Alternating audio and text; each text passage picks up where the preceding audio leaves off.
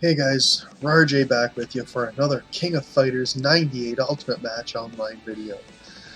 And I'm back for part 3 of my two-part series. Sorry, just the other video was kind of dragging on a long time. So, I wanted to split it up a little bit and not make an hour-long video that's painful. So, made it part 3. Kind of an on-the-fly decision for whatever reason. Who cares, right? You're just like, shut up, get back to what you were doing. Absolutely. But yeah, just again, the whole reason I'm doing this is so we can take a look into the future and kind of get an idea of what's upcoming, so we can plan and prepare.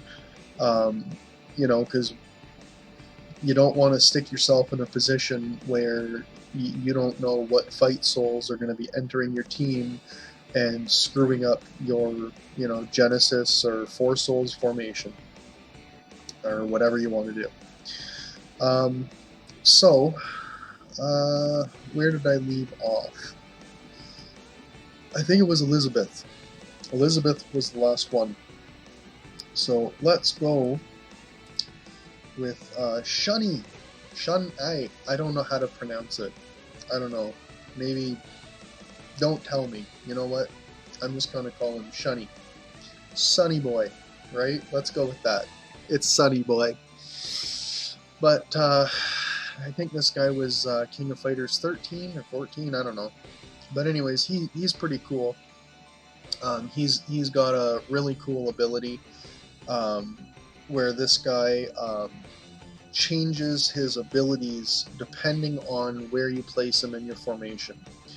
If you place him in the front row, he gains more defensive abilities. He becomes more tanky.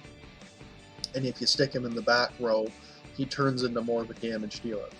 Also, Tiger Soul. I'm putting these little images on there, so even if I forget to mention it, they're down there. But if you throw him in the back row, he gets something called Power of Fire. And he increases his own damage.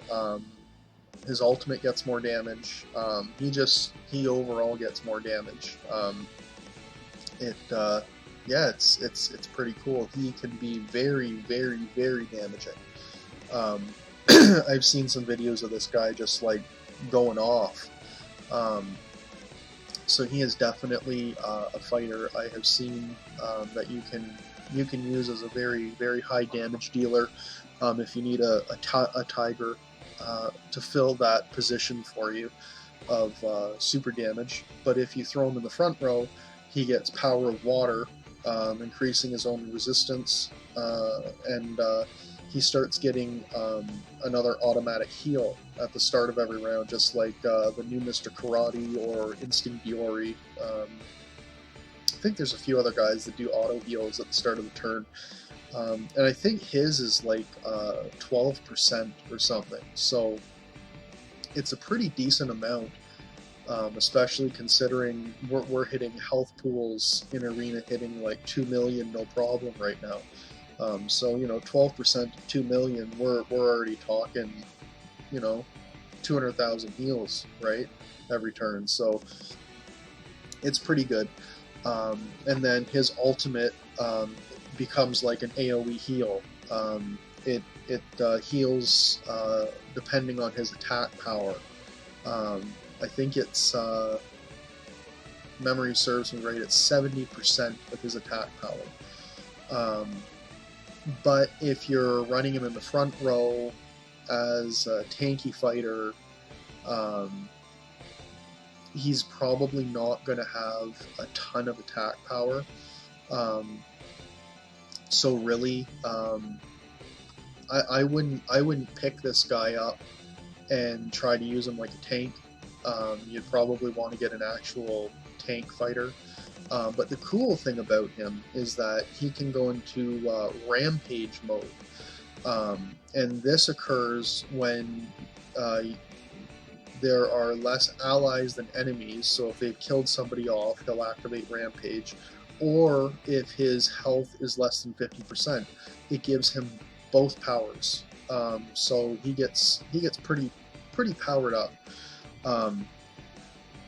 But yeah, that's kind of it with him. He kind of, he can switch, depending on where you want to stick him. He can get different powers, right? So pretty good Tiger Soul boss. He's skippable. He's not like a must-have, but it's kind of like on the level of I don't know, Nightmare Geese, where you don't need him, but damn, he can be like, he can be good. If you want to go with the shunny boy, right? And then we're gonna get into who's up next here. Shion. We're going with all the tigers, okay? Shion is an interesting fighter. Shion can either be counted as a male fighter or as a female fighter, depending on how many of each fighters you have in your formation. If you have more majority female fighters, so I'm guessing like 3 or more, I don't know. I think this is just a thing that makes Shion usable for meta teams and for female fighter teams. They were showing the female teams some love in here because Shion is like amazing fighter, but fits onto the off meta team, which is female. Which female teams can get pretty strong. So there's that, right? Yeah, it's a he, just can disguise himself as a woman, but he is immune to debuffs in round 1, which is really nice, and has this great ability when his health reaches 0, like actually reaches 0, just disappears like from the battlefield, kind of like Goneko, right? And the start of the next round, comes back, heals, and steals rage from whoever dealt the killing blow on him. And then his ultimate, it's really cool. When his ultimate doesn't kill somebody, and it doesn't do, the first part of his ultimate, it doesn't do a whole ton of damage, but when it doesn't kill somebody, he gets another full rage bar, and he switches ultimates, and it turns into a single target attack ultimate that does like crazy damage. And this can only happen once per round, not per match, per round. So, if this guy's somehow ulting turn after turn, this second ultimate can activate round after round, dealing just a crap ton of damage. And then, he will also gain various buffs depending on the number of same-sex fighters, enemies and allies. So it's a real, he plays around with the gender roles in the game. So, really good fighter. Definitely one to watch out for. I think he'll kind of be a meta fighter, because his damage really is off the charts with that double ult ability. It happens a lot. I would definitely, when Shion came out, stick him on the back row to begin with, because he'll be a really good damage dealer. And I mean, you can stick him front row because of the disappearing ability. It's like guaranteed to happen. Unlike Tengu, where he gets to 0 HP and then it's 3 more hits. It's just Shion's just like, nah, I'm out, and then he comes back the next turn. So can definitely use him in a way like that. Moving on, This is an interesting one. I don't really know which way to go with this. There's two different versions of Leona: Army Leona and Caddy Leona. I think it's Japan or China that got Army Leona, and then Southeast Asia got Caddy Leona. Army Leona is a bear soul, whereas Caddy Leona is an adder soul. Which one will we get? I don't know. It was kind of a given at one point in time that we were going to get Caddy Leona. And then the reason I say we don't know is because we got API 14 Yukio, which in the Southeast Asia version, which is where Caddy Leona was, in Southeast Asia, Yukio was only an API 13, but we got the Japan version of Yukio, which was a boss Yukio, and Japan had Army Leona, right? So it's really anybody's guess as to which Leona we're going to get. Both of them have passives and ultimates and stuff that read like a book. I can't even begin to get into that hot mess right now, and I'm not even going to try. Just to sum it up, Army Leona gets different buffs depending on if she's deployed in the back or front row, just like Shiny Boy. And Caddy Leona gets different buffs depending on which fight souls are deployed around her. So Caddy Leona is kind of one of those characters that would go in the middle of your formation so that she's surrounded by 3 other fighters. And then the fighters that she's surrounded by, their fight souls dictate what buff she's going to get and give your team or whatever, right? Whereas Army Leona is kind of more so either back row, front row, right? It's not so dependent on the fight souls. Both of them are pretty good fighters. I mean, Caddy Leona has this insane ability where when she goes under I think 60% health, she like heals,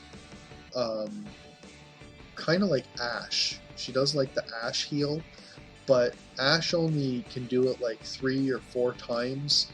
Caddy Leona can heal up to 9 times per match. Like, she doesn't die unless you just smash her into the ground with Molginir. I don't know.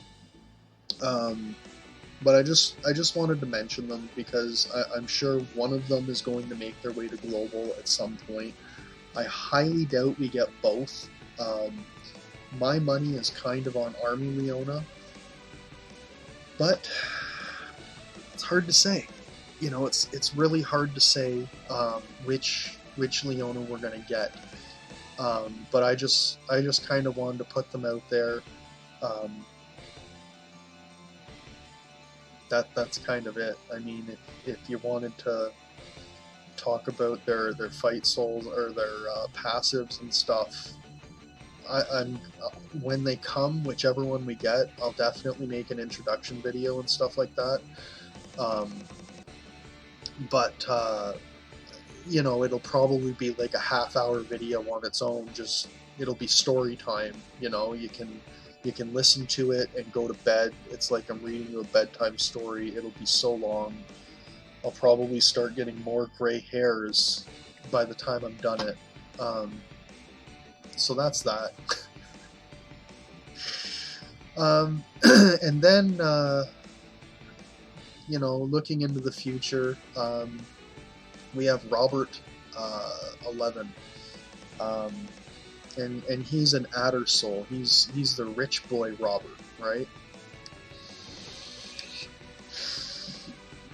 And there's no duo this time around. He just kind of comes out on his own. But he is part of the extreme genre, where Tengu will buff him and give him extra damage with Tengu's passive, right? But this Robert, he has he marks randomly when the match starts a reward target. And what this means is that he will do his best to target this enemy until they die with his ultimate and his skill. I don't know if it does the jumpy thing, like, you know how if the way the new Mr. Karate and Robert 2002, they will jump to whatever target the last guy's skill hit, and they can actually like jump over the front row and hit somebody with their skill. I'm not sure if this guy has that. I think he does. The way I'm reading it, it seems like he points somebody out in the crowd and he just, "You, I'm going to kill you." And so I think that's kind of his deal. And he gets some different, he throws around some debuffs and stuff onto different targets. He can do attack reduction, defense reduction, rage gain reduction. He can also start buffing himself. I don't know. He wasn't out in Southeast Asia, and so I'm just kind of going off of kind of some broken English with him. But he can bring a lot of buffs to your team as well. But he also has the cool ability, when he drops below 60% health, he clears his own debuffs and heals up 20% of his health. So he's got a bit of heal in there, which is kind of nice. I think that can only happen twice in a match. I don't know. But he also carries the passive that reduces the attack percentage, the same as Ash, Magikai. A few other fighters have it. I don't need to list them all, but you know the thing I'm talking about. But he is geared for damage completely. He should be thrown in the back row. If you throw him in the front row, I can't help you. I can't. But yeah, he's definitely a back row fighter. So I'm excited for him. His ultimate, he just starts doing spin kicks, kind of like Kim, but not Kim, right? It's actually like decent. He can bring the pain. And then I think I'm on to my last guy here. Definitely. Oswald. Yeah, another tank. Or turtle fighter, I should say. Not necessarily a tank, but he is a turtle. 1, 2, 3, 4, 5. Yeah, no, this is my last guy here, Oswald. And he is his like little gimmick or whatever is he uses playing cards. They above his head. If you've seen any videos, he has the 4 cards above his head: spades, hearts, diamonds, clubs. And at the start of every turn, he draws a card, and it lasts for 2 rounds. So that means he can get a maximum of 3 of the 4 cards on him at once. And depending on which cards he has drawn and he's holding, right? Basically the cards look like they're faded out above his head, and when he draws the card, it'll be colored in and solid. So depending on which cards he has drawn above him will change his skill move, his ultimate move, and his passive move. They all have different abilities depending on which cards have been drawn. But either way, he's like really, really good. It kind of seems like a gimmicky thing at first, but if you watch some videos of Oswald, like, this guy's crazy. But not only that, I would recommend him primarily as a tank. Use him in the front row like that. But I have seen videos where you can jack him up with damage. and he can do like really well in the back row as one of your your last line fighters, um, and he can get some pretty jacked up damage numbers. So if you love Oswald and stuff, yeah, he's good, but he's one of the fighters, kind of like Shion, where I really expect him to be like a mainstay in the meta. Um, a lot of people are really gonna really love this guy, um, and yeah, he can be incredibly tanky, or he can do really good damage while still maintaining a bit of his tanking qualities, right? So yeah, I don't know. I really like Oswald myself. I don't think I can actually fit him in my own team personally, um, but he definitely is a really strong fighter. Um, so if you don't have tank fighters or turtle fighters, and you're doing a Four Souls, he's definitely somebody you could go for. He's not a buff, meaty tank soul, um, but we only get a few thick boys over here on global. You know, I don't think there's too many other tank souls. No, it's yeah, the tank souls coming out of these 10 are just Tengu, Tung, and then Oswald. Oswald will definitely, I imagine, be a little bit later. Um, if I had to rate all of the 10 fighters that I've gone through in order I think they'll release, I could probably only do the next 3 right now. I really think Tengu's going to be next.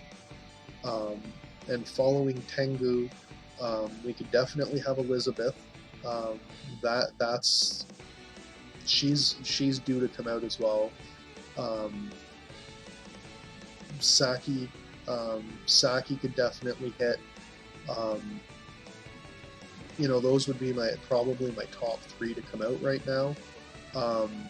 But at the same time, after those 3 or somewhere in the middle, I know they're going to drop Flame Theo on us. I know he's coming. I don't know how long they want to choke out the Four Souls formations for, but it definitely adds, a layer of variety into the game again. Because, Four Souls versus Genesis. Genesis has been the clear winner for like over a year now. Whereas with this Four Souls and the Instinct Diori Genesis, the gap really closes. I mean, Four Souls wins out by a margin, and it's not game breaking if you don't switch from Genesis to Four Souls. Your Genesis with Instinct Diori can still do fine when this guy comes out. Right? They're only going to have a slight advantage. Overall, it's kind of even. It just depends on which one you prefer to stick with. So he's definitely coming. And then after that, man, it's an absolute free for all. I mean, Tung could come out whenever. Who knows which Leona we're getting. She would probably come out sometime after that. I would think it would probably be Shunny Boy, probably followed by, a Shion, and then it's kind of a toss-up when we get that far out between Robert and Oswald. And then, that's kind of my, the next 10 I think are coming on their way. Past that, of what's actually been released on the other servers, there's actually only another 6 bosses past that. So I may actually make another video in a little bit of time, just highlighting the other bosses that are upcoming, just so we all have a sneak peek and we know what we're getting into. Because one of the things that I really advocate with this game is you really need to plan out your team. You need to have an idea of what direction you're going to take your team in.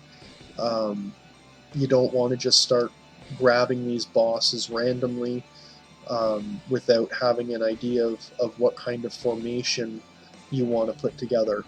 And so I hope I've given everybody a good idea of what's going to be coming up. Maybe, the next couple of bosses that you want to get. Because if they slow play it a little bit, what I've just covered could take a year, um, to fully emerge onto global. We'll see how fast it goes. Who knows? I really hope they don't, double drop bosses on us back to back in a month, or two of them, at 2 weeks apart. They've only done that a couple of times. I think like the Crazy Yori and Neskio thing. That was fun for a lot of Crazy Yori users. You got about 2 or 3 weeks of Crazy Yori, and then Neskio came, and it's like, oh no. But I don't think they're going to start doing that sort of a stuff to us. So it should only be one a month, and we'll have redraws, in between all these boss draws. So there's lots and lots to spend your diamonds on. So definitely, I keep saying it, but plan it out so that you can kind of you can get those free to play diamonds with the bandit, and then you don't spend as much on the game. That's my whole goal with the planning. So anyways, guys, hope you enjoyed this little 3-part series that I threw together. It turned out to be a bit longer than I thought, but hey, there it is. So see you next time, guys. Peace.